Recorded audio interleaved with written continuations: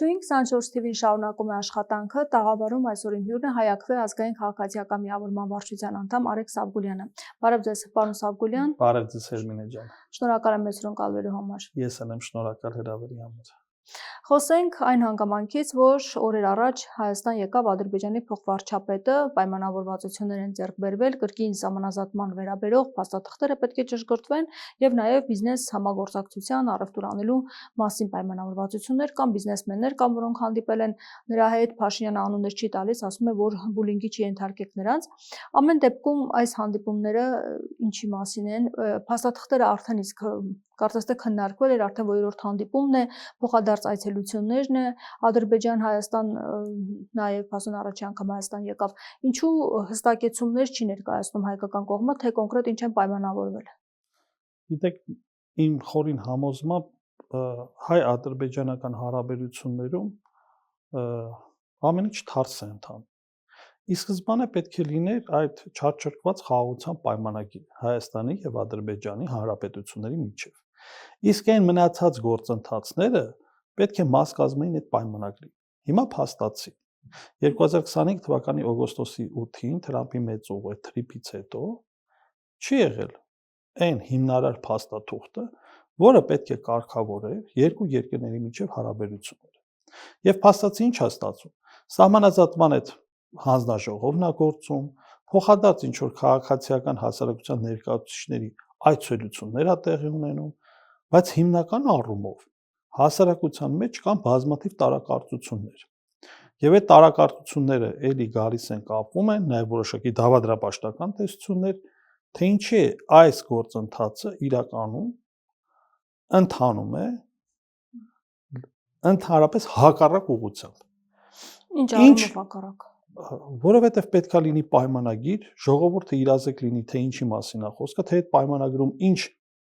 պահանջներ է դրվում Ադրբեջանի կողմից, ինչի եմ ասում պահանջներ, որովհետև մենք անընդհատ Ադրբեջանի նախագահի բերանից լսում ենք տարբեր պահանջատիրական կոչեր։ Այստեղ իշխանությունները ասում են, որ դա ներքին լսարանի համար է ադրբեջանական, պետք չի ուշադրություն դարձնել։ Դիցուք այդ 300,000 փախստականների հետ կապված խնդիրը, վերջերս էլ ազգային ժողովի նախագահ Ալեն Սիմոնյանին այդ հարցը ուղղեցին, նա կտրականապես շղթեց, որ ընդհանրապես նման խոսակցություններ են եղել, բայց 1 տարի առաջ ազգային ժողովի ամբիոնից Արսեն Թորոսյանը հայտարարեց իրենց թիմակիցը, որ այս բանը Հայաստանում, եթե մենք գնում ենք դեպի խաղաղություն, մենք պետք է պատրաստ լինենք, որ Հայաստանի Հանրապետություն մենք մենակ չենք լինելու։ Մենք պետք է հասկանանք, որ մեր հետ նաև այլ ազգի ներկայացուցիչներ են ապրելու։ Այսինքն այս կողմից ոչ ուղղակի անընդհատ իրանց կողմից շեշտվում է, որ հնարավոր է լինի այդ 300,000 փախստականների պահանջի իրականացումը, եւ մյուս կողմից էլ, քանի որ նախընտրական շրջան է եւ հաշվի առնելով հանրության կրքերն ու հույզերը, հիմա օրինակ հետ են կանգնում այդ պահանջից։ Ակնհայտ է, որ Ադրբեջանը մեղադրում է, ասում է Ադրբեջանի խոսույթը ամենաշատը դուք եք տարածում լրագրողներին եւ ընդդիմությանն է ասում։ Ինքը այդ մեղադրանքները որ հնչեցնում է,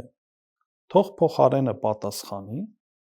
թե իրենք ինչպես են իրականում պատկերացնում խաղաղությունը մի պետության հետ, որտեղ վերջերս, հա, Ստեփանակերտի կենտրոնում Սուրբ Աստվածածին եկեղեցին, որը մայր եկեղեցին, կենտրոնական եկեղեցին է, քարուքանդ արեցին։ Այսինքն սա ընդհանրապես խաղաղության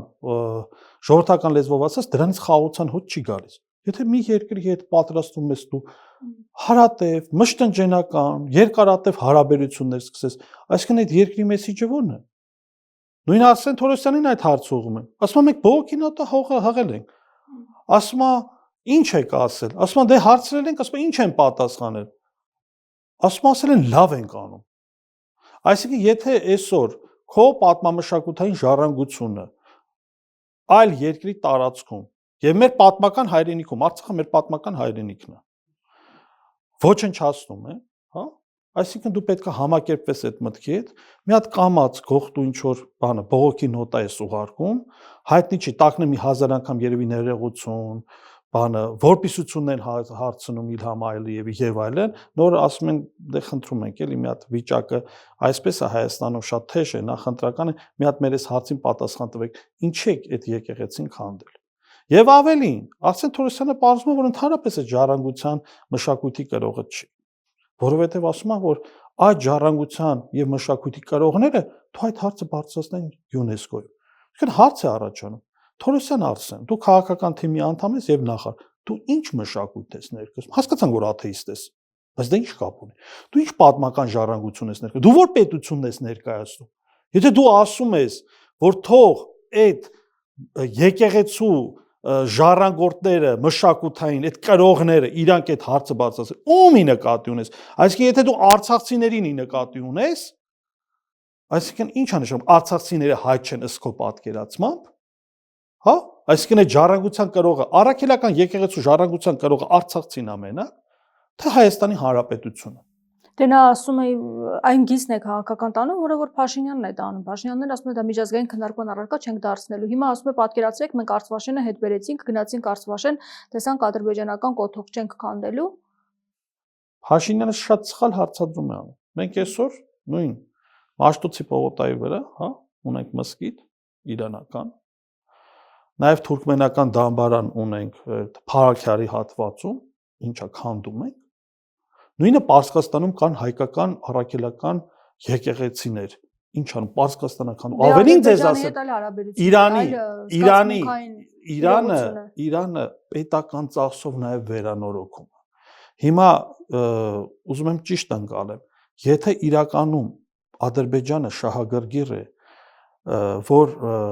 Հայաստանի հետ կնքվի երկարատև խաղաղության պայմանագիր։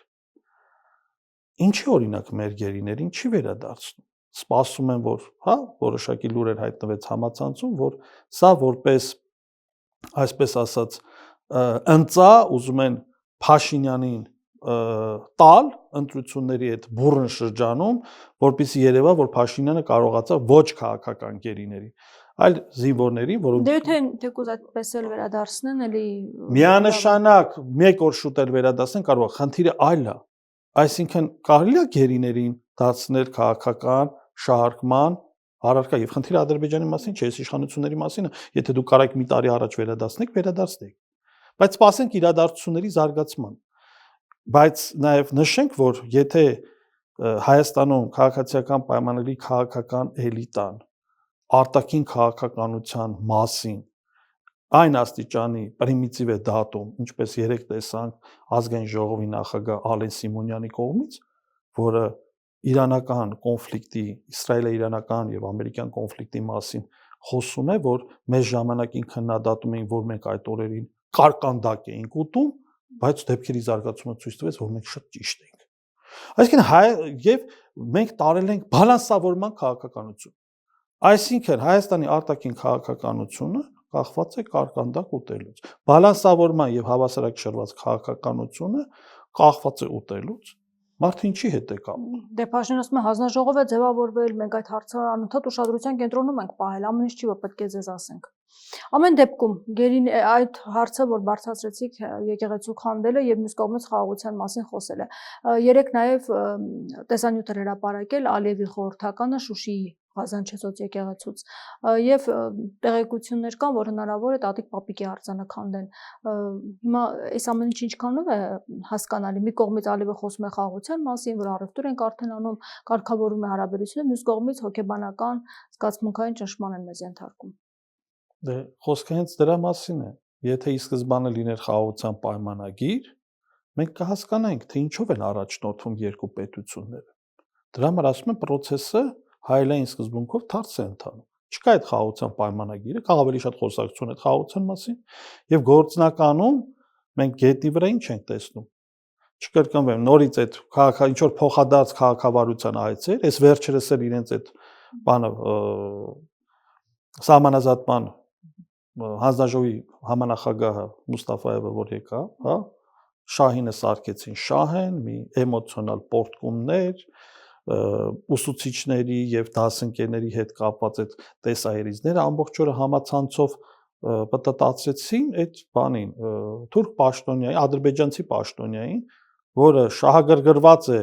եւ ելելնում է իր պետության շահերից եւ ցանկացած պարագայում պահը բաց չի թողնի, որ մի քանի քառակուսի մետր թեկուս Հայաստանի Հանրապետության ինչու՞ չէ նաև ինքնիշխան տարածից պոկի կպցնի Ադրբեջանի, այդ անձնավորությանը այստեղ համացանցում քիչ հերոսի կոչում տային։ Այն աստիճանի ֆետիշացրեցին, էր կարմիր դիպլոմ, էր գերազանցիկ, մի խոսքով ոսկե մեդալ, հոյակապ ընտանիք եւ այլն, սկսվեց այդ նոստալգիկ իրավիճակները, որ նախկինում Ադրբեջանի հետ շատ լավ հարաբերությունների մեջ են, բայց եկեք փաստերով առաջնորդվենք, հա։ Այսօր իրենց հռետորաբանությունը ավելի շատ ադրբեջանցիների մասին է խոսքը, ադրբեջանական ղեկավարության մասին է խոսքը, ավելի շատ նրանք ունեն մարտաշունչ հռետորաբանություն, քան թե խաղաղության մասին է խոսում։ Այս վերջերս նորից հայտարարեց, որ ադրբեջանցիները պետք է վերադառնան իրենց պատմական վայրերը։ Հիմա մենք կարող ենք որպես ընդդիմադիր ուժ քաղաքացիական հասարակության կազմակերպության այն ներկայացուցիչները, որոնք ողջամիտ են, ընդունենք պայմանական, լռեն եւ ընդհանրապես այդ հարցերի շուրջ չարձագանքեն։ Դա նշանակում է, որ մի կողմից Ադրբեջանի նախագահը եթե ինչ ասում է ճիշտ է, մյուս կողմից էլ դա տուրք է տալիս, որ ավելի լռի այս իշխանությունները, ընդհանրապես ոչ մի հարցի շուրջ որևէ կարծիք չարտահայտի, հա, հակաադրբեջանական կամ հակաթուրքական տարընկեր կարծիք, եւ եթե քաղաքացիական հասարակությունը լռում է, նշանակում է իշխանությունը ճիշտ է։ Էլ ինչ է այս ամբողջ թողու բողը։ Էլ ինչ ենք մենք ասում, որ պայքարում է ընդդիմադիր ճակատը եւ ընդդիմադիր ճակատի հիմնական խնդիրը պետքա լինի նիկոլիզմի երևույթի արմատախիլ անելը, որը ըստ էության մեր պետականություն տանում է հստակ վիլայեթացման ճանապարհով։ Այո, քաղաքացիական պայմանագիր իշխանության ներկայացուցիչներ ասում են, որ ընդդիմությունն էլ փորձում է տարել գուբերնիայի ճանապարհով, բայց այս պարագայում կա այն միջինը, որ ասում են, ոսկե միջինը դա միանշանակ Հայաստանի Հանրապետության շահն է, կենսական շահը, որ մնա ինքնիշխան, անկախ պետություն, տնտեսապես լինի կայուն, անվտանգության առումով ունենա այն երաշխիքները, որոնք կախված չեն մեկ անձից։ Այդ երաշխիքները պետք է կախված լինեն մեր պետության հզորությունից, պետական համակարգից։ Դե իրենք չեն հզորացնում, պայմանագրեր են կնքում, զենքեր են գնում։ Իրենք պայմանագրեր են կնքում, զենքեր են գնում։ Հիմա օրինակ Ֆրանսիայի հետ մեծ ռազմավարական համագործակցություն ասում է պետք է կնքվի, ինչ որ համաձայնագիր կնքվելու է, որը բազմաշերտ է լինելու, նաև ռազմական կոմպոնենտ է ունենալու։ 8 տարվա ընթացքում իրենք ունեին բավականին մեծ հնարավորություններ, հատկապես լավ 6 տարի հետ պատերազմի շրջանում Հայաստանի Հանրապետության միջազգային վարկի ուղղությամբ, հեղինակության ուղղությամբ հստակ քայլեր կատարելու։ Այսօր խնդիրն այն է, որ Հայաստանի Հանրապետության լղոզված արտաքին քաղաքականություն, հիշեք, որը կախված է կարկանդակ ուտելուց ճգնաժամային պահերին, համընկնում է եւ Եվրոպայի, եւ Թուրքիայի, եւ Ամերիկայի գլոբալ առումով արևմուտքի շահերի։ Եվ իհարկե դրա շրջանակներում էլ պատահական չի, որ այս նախընտրական բողոքի ժամանակ Եվրոխորհրդարանի լիդերներն են այցելում համաժողովին։ Հիմա դա կասեն մենք շուտ ենք պլանավորել եւ այլն, բայց այս պարագայում նաեւ դա ծառայում այսօր իրենց նախընտրական նպատակների։ Տեղից իրանք ընտրությունները շուտ են սկսել, էլի։ Բուն ընտրաշավից առաջ ամբողջ օրը այդ իրենց։ Դուք էլ շուտ սկսեիք, դժվար տրոլիպսը։ Իսկ ընդդիմության հետ կապված, ոչ, ընդդիմության հետ կապված իրենք կոնկրետ քայլեր են կատարում, փորձում են ամեն քայլափոխին սահմանափակել, դրա մասին խոսել ենք եւ ընտրական օրենսգիրքը։ Դե այն ինչ որ կարելի է իշխանությանը չի կարելի ընդդիմության։ Օրինակ ես տվյալներ ունեմ, որ մի քանի անգամ նույն օրինակ ուժեղ Հայաստան կուսակցության լոգոն կրող բանը ավտոբուսը տարել են Տուգանային հրապարակ։ Ես չեմ լսել երբևէ, կամ էլ մամուլում դուք տեսել եք, որ օրինակի համար իրանց դժբախտ տրոլեյբուսը, իրանց ուրախ ավտոբուսը տանեն Տուգանային հրապարակ։ Իրանք հայտարարում են, որ կուսակցական ակտիվի հետ են հանդիպում, բայց փողոցում քայլում են մարդկանց հետ հանդիպումներ կան։ Դա ի՞նչ կապ ունի։ Իրանց կուսակցական ակտիվը Հայաստանի Հանրապետության ոչ բնակչությունը չի։ Այսինքն այս process-ում կուսակցական ակտիվի հետ հանդիպման իմիտացիայի ներքո իրանք հստակ ընտրաշավի process են տանում։ Եվ զուգահեռաբար հստակ ամեն ինչ անում են, որպեսզի սահմանափակեն ընդդիմության հնարավորություն, դիտորդական առաքելությունների գործունեություն, ինչ որ զարմանահրաշ ընտրական օրենսգրքում փոփոխություններ են անում, որ 11 ինչ որ սահման 3-ը կար 8-ն էլ ավելի սահմանափակումներ են մտցնում, որ դիտորդական առաքելությունները նորմալ չաշխատեն Հայաստանում։ Եթե քաղաքական ուղղվածություն ունեն, փաստորեն չեն կարող մասնակցել։ Քաղաքական ստեղ մենակ ուղղվածության խնդիրը չի, իրանք ստեղծում են կոմֆորտ զոնա, որպեսզի կարողանան չոր ձևով վերարտադրվել։ Այս process-ն է գնում։ Դրա համար նաև նրանք գիտեն, որ այսօր են պարտավորվածությունները, որոնք կուլիսների հետևում իրենք ստանձնել են Ադրբեջանի առջև։ Խոսքը գնում է նաև Հայաստանի Հանրապետության սահմանադրության վերախմբագրման, ապամոնտաժման, տեղից նույն անկախության հռչակագիրը արմատախիլ անելու, նույն այդ 300,000 փախստականների հարցը լուծելու, ապագայի մսկիթները կառուցելու եւ այդ մնացածը ոչ թե ընդդիմության կողմից լոլոներ են կամ սա սպասարկում է ադրբեջանական օրակարգը, այլ ընդդիմությունը հստակ ուղերձներ է ուղում հայ ընտրողին, որ այս իշխանությունը եթե վերարտադրվեց, երկիրը տանելու է այդ ուղղությամբ։ Հիմա ինչքան էլ ուզում են իրանք հակառակը պնդեն, որ դա այդպես չէ, մյուս կողմից Ադրբեջանը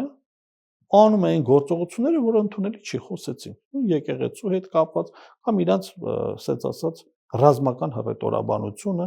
խոսքը նաև արևմտյան Ադրբեջանի մասին, Սևանա լճի, Զանգեզուրի միջանցքի, ինչքան ուզում եք, մենք չխոսենք դրա մասին, բայց սա բանը 70-80-ական թվականները չեն էլի, նույն Ադրբեջանի այդ establishment-ի ներկայացուցիչները մի բան խոսում են, դա արագ միանգամից տարածվում է համացանցում, եւ դա հնարավոր չի անտեսել։ Իսկ ձայնագրությունների մասին ինչ կասեք, որոնք հրապարակվում են, իբրև թե ընտրակաշարք բաժանելու, ընտրակաշարք տալու, վերցնելու մասով։ Իմ մոտ գիտեք ինչ, ես մի տեսակ թերահավատորեն եմ այդ ձայնագրություններին վերաբերվում, տպավորությունը, որ ինչ որ մի իշխանավորի կամ ինչ որ մերձ արբանյակի նկողում իրականացված ձայնագրությունները։ Ես ուզում եմ հարցադրումը հետևյալ կերպ հնչի, ընդունենք, որ այդ ձայնագրությունները մի մասով իրականություն են։ Ո՞վ է մեղավոր։ Ո՞վ է մեղավոր, որ Հայաստանի Հանրապետությունում աղքատությունը 21.7% է։ Ես չեմ ասում, որ այդ 650,000 մարդիկ, ովքեր աղքատ են, պարտադիր այդ մարդիկ են հրապուրվելու ընտրակաշառքով։ Սրա մասին խոսքը չի։ Բայց խոցելի զանգվածը ավելի է հակված, հա, ընտրակաշառք վերցնել։ Ո՞վ է պատասխանատու դրա։ 2018 թվականին, երբ որ իրանց թավշա հեղափոխությունը իրականացնում էին, ոսկի սարեր էին խոստանում։ Նիկոլ Փաշինյանն ասում էր, ընդամենը 1 տարի ընտրեք, երկիրը կծաղկեցնեմ, 1 տարի հետո կթողեմ, ես կգնամ։ Խնդրում եմ, տվեք այդ հնարավորությունը։ Ապահովագրությունը առողջապահական տրվել է 10,000 դրամ։ Գալիս եմ դրան, գալիս եմ։ Այդ սոցիալական փաթեթները իրանք շռայլելու են հուլիս-օգոստոսին բյուջեում կրիզիս ենք ունենալու, որովհետև երբ որ այդ սոցիալական այսպես ասած բարենորոգման ծրագիրը, որը իրանք ուզում են իրականացնեն, եթե ըստ էության 500,000 թոշակառուկա 650,000 ընդհանուր թվով խոցելի խավին, եթե տանում ենք ընդհանուր առողջության ընդհանուր ապահովագրության դաշտ, ապա այդտեղ այդ թիվը չկա դրած։ Բյուջեն դուք գիտեք, փաստաթուղթ է, հաստատվում է ազգային ժողովի կողմից։ 2025-ին հաստատվել է 2026 թվականի բյուջեն։ Նախատեսված չի եղել այդտեղ կենսաթոշակի բարձրացում։ Հրաշք է տեղի ունեցել։ Տնտեսական ցուցանիշներ են ինչ որ երկաստիճան, երաստիճան իրակ ձեռբեր այդ process-ը կազմակերպել, բայց մենք գիտենք, որ այդ փողաստեյության չկա։ Ավարտվելու է։ Այսինքն իրենք գնում են բոլոր հնարավոր միջոցներով։ Եվ իհարկե դա նաև չեն համարում ընտրակաշառք։ Օրինակ, երբ որ Երևանի քաղաքապետ Տիգրան Ավինյանը հայտարարում է այս նախընտրական process-ում, հա, որ ինքը բարձրացնելու է մանկապարտեզի աշխատողների, դայակների աշխատավարձները, դա չեն համարում ընտրակաշառք։ Երբ որ Արսեն Թորոսյանը հայտարարում է, որ պոակների աշխատողների աշխատավարձները բարձրացում են, դա ընտրակաշառք չի համարում։ 500,000 հոգու համար 10,000 դրամ թոշակը բարձրացում են, դա ընտրակաշառք չի համարվում, հա։ Իսկ այն պարագայում, երբ որ ընդդիմությունը ինչ որ մի հատ քայլ է անում, կամ ինչ որ մի աշխատողի բերում հաստիկային օրինական ձևով ձևակերպում է, դա համարվում է ընտրակաշառք։ Եվ ստեղից գալիս ենք մի հետաքրքիր հետևության։ Եթե իշխանությունն է իրականացնում փաստացի ընտրակաշառք, դա նախընտրական քարոզչություն է։ Իսկ երբ որ ընդդիմությունն է որևէ քայլ անում մարդ ներգրավելու համար, դա համարվում է կոռուպցիա։ Ու խոսք են մանր-մունր Հիմա ինչի համար է ֆինանսական բաներ։ կալանավորումները արվում, կարծում եք քաղաքական նպատակ ունի կամ այս ձեռնագրությունները հրապարակվում, որպեսզի վարկաբեկվի քաղաքական ուժը գործունեությունը, թե նաև իրավական process-ներ են, փող են պատրաստում նաև հետագայում ավելի խոշոր իրենց խոշոր օպերացիան կապված է բնականաբար մոլդովական սցենարի կրկնության հետ։ Իրանք ստեղծում են այս պատրանքները, որ համատարած բանը կոռուպցիա է տիրում, որ բանը ընդունենք նույն ուժեղ Հայաստանի կամ մի այլ ընդդիմադիր կուսակցության գրասենյակներում առավոտից իրիգուն ինչ որ գումարներ են բաժանում եւ այլն, բայց եղածը այն է, որ հակակոռուպցիոն կոմիտեի կողմից մի քանի ձայնագրություններ են շրջանառության մեջ, թող լինի 100 ձայնագրություն, թող լինի 150 ձայնագրություն։ Ես միտքս այդտեղ չավարտեցի։ Այդ կոռուպցիայի պատճառը, որ մարդը գնում է եւ վերցնում է ընտրակաշառ, առաջի պատասխանատուն իշխանությունն է։ Որովհետեւ իրենք 8 տարի առաջ մեզ խոստանում էին լրիվ այլ Հայաստան, իրենք խոստանում էին ծաղկող հասարակարգ եւ իրենք խոստացել են 2021 թվականին, որ 50%-ով կրճատելու են աղքատությունը։ Եվ նաեւ նրանք ասում են, որ ամսական 10,000 աշխատատեղ են բացում, արդեն բացել են 300,000 աշխատատեղ, իսկ աղքատության տոկոսը, եթե համեմատենք 2018 թվականի հետ, իրենք իջեցրել են ընդամենը 1.8%-ով։ Դե Փաշինյանը ասում է մարդը ինքն է մեղավոր, որ աղքատ է, թող գնա աշխատի։ Դե հիմա մի կողմից ասում են, որ մի կողմից իրանք ասում են, որ աղքատ է, մյուս կողմից ասում են, որ 300,000 աշխատատեղ են բացել։ Ում համար են բացել այդ աշխատատեղերը, եթե դա աղքատության ընդհանուր ցուցանիշի վրա գրեթե չի ազդում։ Այսինքն նշանակում է ստում են։ Ավելին Արսեն Թորոսյանը ասում է, մենք ազգային վիճակագրական այդ կոմիտեից չենք ստացել տվյալները, 6 ամիսա տվյալները ուշանում, դա ինչ է նշանակում։ Իրանք սիրում են ընթացքում նաև տակառները գլորում են հենց իրենց բանը պետական աշխատողների վրա։ Այսինքն եթե ազգային վիճակագրական ծառայությունը թերանում է, ինչա հունիսին ընտրություններից հետո է հրապարակելու իրական պատկերը։ Ընտրություններից առաջ լարված գործողություններ կլինեն ինչ որ ավելի կալանավորումներ, ձերբակալություններ, այլ գործընթացներ կհաջորդեն, այսինքն դատելով այն ամեն ինչից, ինչ ընթանում է հիմա այս ձայնագրությունները, որ հակակոռուպցիոն կոմիտեն հրապարակում է, միտում նա որ օրը մեկ ձայնագրություն, ձերբակալություններ են լինում։ Իրենք այդ ամեն ինչը անում են մեծ մի հատ օպերացիայի համար, եթե գալիք համապետական ընտրությունների օրինակի համար 10 օր առաջ կամ 15 օր առաջ իրանք հստակ ունենան այն օպերատիվ տեղեկատվությունը, որ պարտվում են, իրանք ցանկացած սցենարով գնալու են, հա։ Իրանք ընտրական օրենսգրքում նաև 1 տարի առաջ փոփոխություն են արել, որ նույնիսկ արդյունքները հրապարակելուց հետո կապված երկրում արտակարգ իրավիճակ, ավելի շուտ ռազմական դրությամբ կարող են ընտրության արդյունքները անպայման ճանաչվել։ Իրանք այդ փոփոխություններն են արել ընտրական օրենսգրքում։ Այսինքն բազմակողմանի կերպով իշխանությունը իրեն փորձել է վերապահովագրել, որպեսզի կարողանա վերարտադրվի։ Բայց այդ եթե Փաշինյանը չընտրվի, մինչև օգոստոսի 2-ը նա վարչապետ է շարունակում։ Այո, եւ այս ժամանակահատվածում իրենք կարող են ցանկացած նամանավանդ հիմա օրենքը թույլ է տալիս այս ամեն ինչը, օրենքով ամրագրել են, ամրագրված է նաեւ եղել, հիմա ինչ պետք է անի ընդդիմությունը այս դեպքում։ Այս դեպքում այո, այս դեպքում ելքեր, պլաններ, այս դեպքում ընդդիմության առաջի խնդիրը տոտալ հաղթանակն է գալիք համապետական ընտրություններում։ Եվ այս ընթացքում փաստորեն մոտ 19 չէ, քաղաքական կարող հիմա մի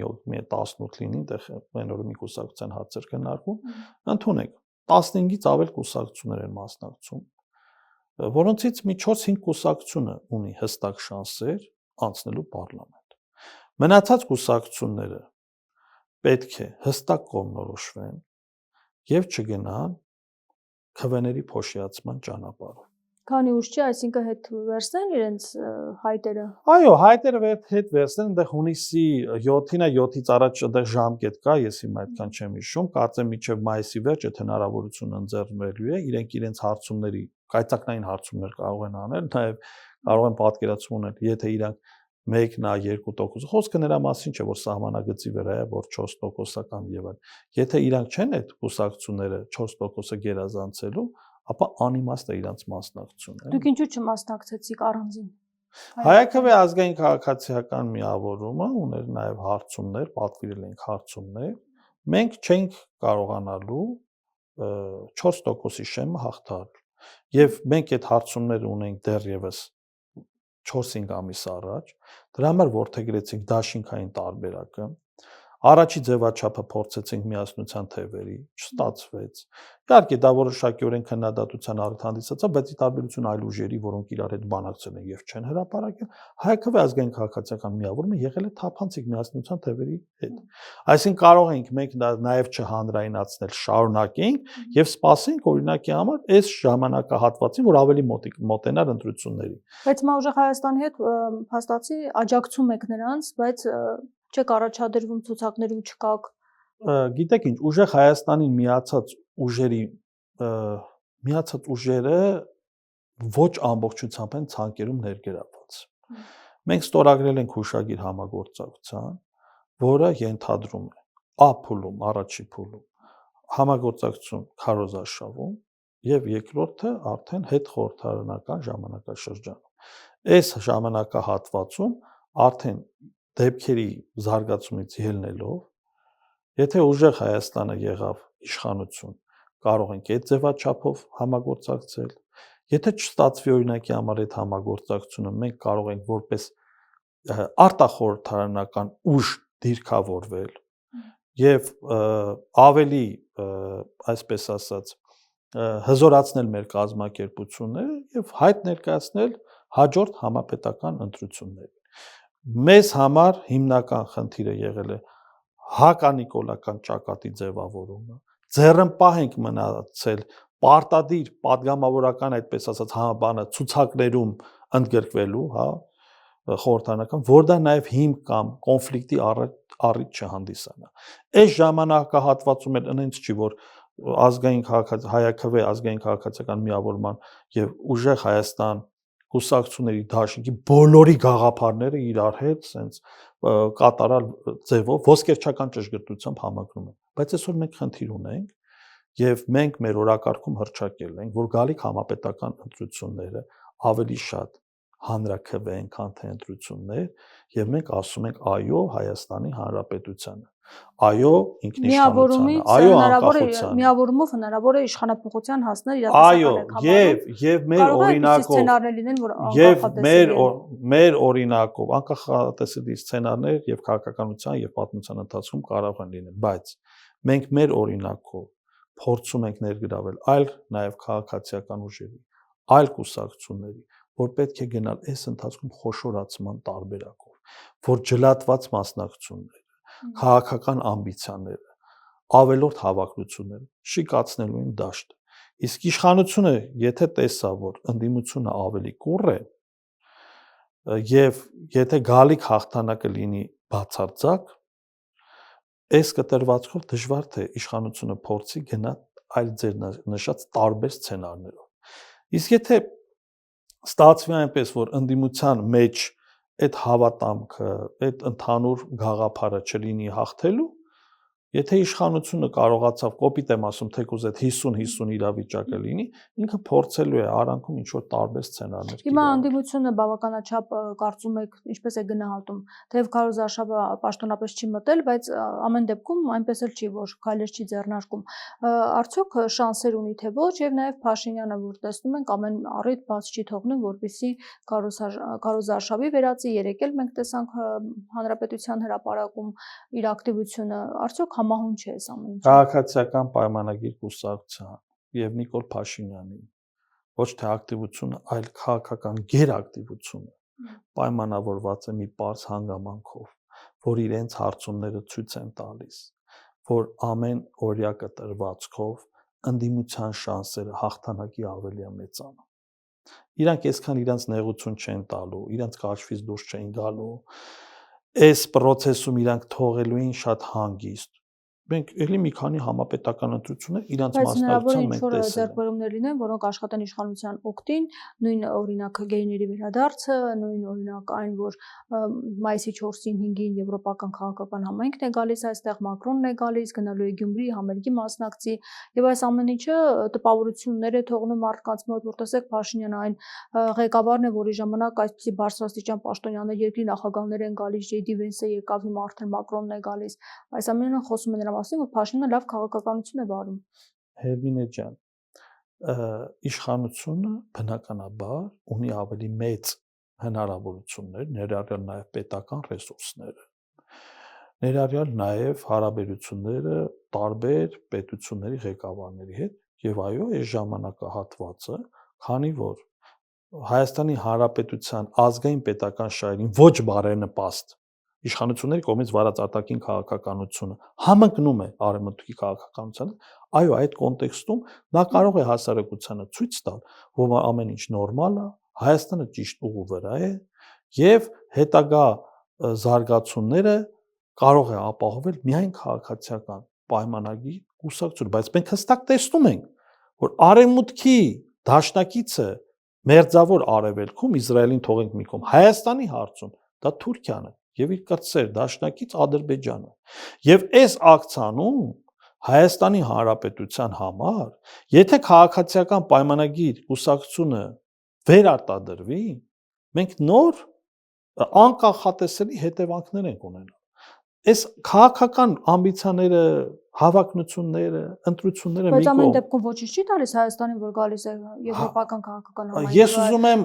հակառակ կողմից գամ։ Իսկ Հայաստանին ինչ է տալիս, որ օրինակի համար Արարատ լեռը սահմանահատման կնիքներից հանում են։ Հայաստանին ինչ է տալիս, որ առաքելական եկեղեցու դեմ հիբրիդային պատերազմ են սկսում։ Հայաստանին ինչ է տալիս, որ մեր ինքնության, պատմության հետ կապված այս կարգի հսկայական արշավը դրանք մեկը մյուսի հետ կապված ինչ կապ ունեն։ Կապ ունի այնքանով, որ այսօր այս իշխանությունը ծառայում է ոչ թե այն ժողովրդին, որը իրեն ընտրել է, այլ ծառայում է օտար երկրյա շահերի օրակարգին։ Եվ այս ժամանակահատվածը ինքը շատ վարպետորեն պետք է ընդունի ընդդիմություն։ Այո, իշխանությունը շատ վարպետորեն եւ փայլուն կերպով ցանկացած քայլ, նույնիսկ այն քայլը, որը չի բխում ինքը իր շահերից, փորձում է գեղեցիկ կերպով փաթեթավորել այդ խաղաղության սոուսի մեջ եւ մատուցել հասարակությանը։ Այսօր Փաշինյանը ինչ է արել։ Փորձել է ընտրազանգվածին կամ ժողովրդի մեջ տարածել են գաղափարը, որ իր ընտրությամբ կլինի խաղաղություն եւ այս սոցիալական բարեփոխումների, կեղծ բարեփոխումների, իրականում ընտրակաշառքների ճանապարհով համոզել, որ ինքը բերելու է նաեւ սոցիալական կայունություն ու ապահովություն, բայց մենք պետք է հիշենք, որ Հայաստանի Հանրապետությունը 650,000 մարդ աղքատ է։ Երբ որ դրա մասին իրենց հարց ես տալի, երբ որ խոսում ես ծայրահեղ աղքատության մասին, նրանք էլի կախում են ինչ-որ բանը։ Առանձնապես դուք սպասելիքներ չունեք այդ այցերից, կարծում եք Հայաստանի այդ այցերը այս իշխանությունը փորձելու է փաթեթավորված ներկայացի ոչ։ Ես կարծում եմ, որ մեր Հայաստանի Հանրապետության մեր հայրենիքի կոնկրետ 1/3-ը, որի նկատմամբ Հայաստանի Հանրապետությունը ուներ վերահսկողություն, այս իշխանության օրոք մենք կորցրել ենք։ Եվ այս իշխանությունը հստակ տոտալ պայքար է սկսել մեր ազգային ինքնության եւ արժեքների դեմ։ Նման իշխանություն մեզ պետք չի։ Հա? Այս պարագայում, եթե այս իշխանությունը շարունակելու է նույն քաղաքականությունը, նույն տրամաբանությունը, նման իշխանություն մեզ պետք չի։ Եթե այն իշխանությունը, որը քարոզում է այստեղ հաց, այստեղ կաց, ամբողջ գաղափարախոսությունը բխեցնում է ադրբեջանցիների հետ ինչ-որ առևտուր անելու տնտեսական շահից եւ երկրորդական ածանցյալ լուսանցքային դաշտ է մղում քո պետության կենսական շահը, այո, այդպիսի իշխանություն մեզ պետք չի։ Ամեն ինչ պետք է լինի հավասարակշռված Հերմինե ջան։ Այո, երկիրը պետք է տնտեսապես զարգանա, երկիրը պետք է ունենա կայունություն, բայց ինչի հաշվին, երբ որ այդ հստակ հարց ուղում ես իշխանությանը, իրանք չեն կարողանում պատասխանել։ Ասում են, բերեք խաղաղության պայմանագիրը տեսնենք, բերեք նախագիծը տեսնենք։ Նշանակում է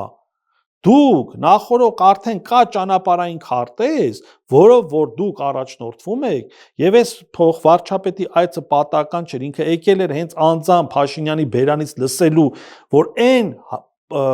խնդիրները, որոնց շուրջ իրենք առանձին կուլիսների հետևում պայմանավորվել են, ուժի մեջ են թե ոչ։